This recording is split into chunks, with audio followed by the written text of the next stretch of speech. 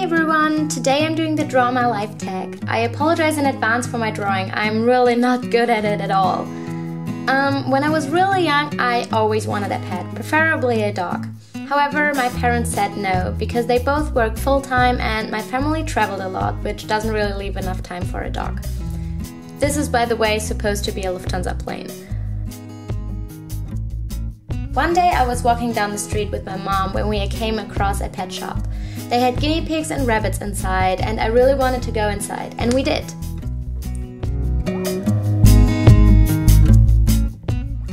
Now, these were the 90s, and even in a big city, store chains weren't really popular, so this shop was privately owned, and the lady bred her own guinea pigs. Her shop was lovely, and I was immediately drawn to the guinea pigs while my mom talked to the lady. We left the store without a guinea pig, though. Around this time, my parents decided to move away from the city and to a village because they felt that the countryside was better for our family. The village wasn't far away, but it wasn't as expensive as living in the city. We packed our things and moved into our new home.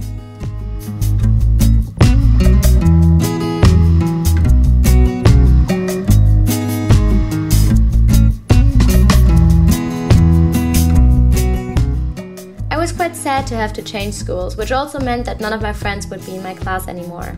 Also, I didn't have orangey hair, but this is the closest color I could find to yellow. Without me noticing, my mom went back to the little pet shop and put 2 guinea pigs for me on hold. She had also fallen in love with the little fur balls and picked out an Abyssinian and a Sheltie. Christmas came, and yes, this is supposed to be a Christmas tree, and my parents gave me 2 of the most beautiful guinea pigs. I named the Abyssinian Lotta, like the girl from the Astrid Lindgren novel, and the long-haired one Coffee. Coffee was a Sheltie, which meant that he had really long hair. I was beyond happy and in love with my guinea pigs, and they were the perfect pets for me.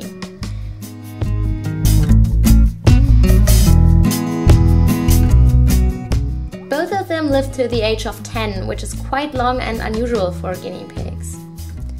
I was really heartbroken when they died. They were such lovely characters and I missed them terribly.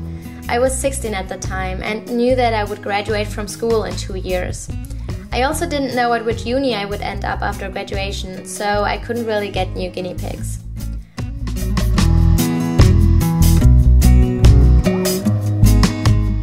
I moved away after graduation to a place with lots of mountains to study English literature at uni.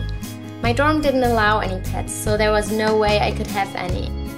I also knew that I wanted to study abroad for a year, preferably in America, so I applied and got accepted into one of my uni's exchange programs. The whole process took about a year, after which I packed up all of my stuff and moved across the pond. At the end of my studies in the States, I started to really miss pets, especially guinea pigs.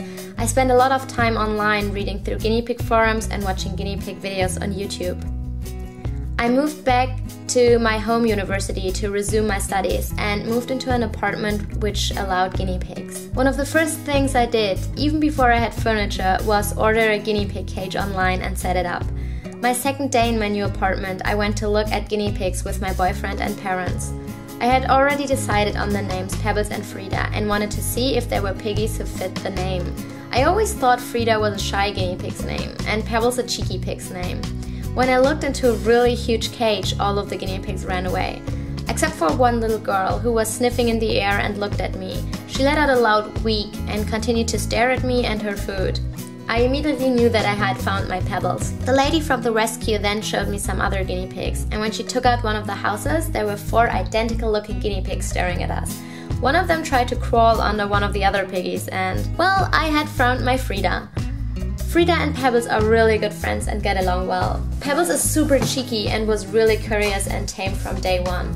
She taught Frida to be more adventurous and to not be scared. However, we also really wanted a male guinea pig so that the girls could be living in a herd.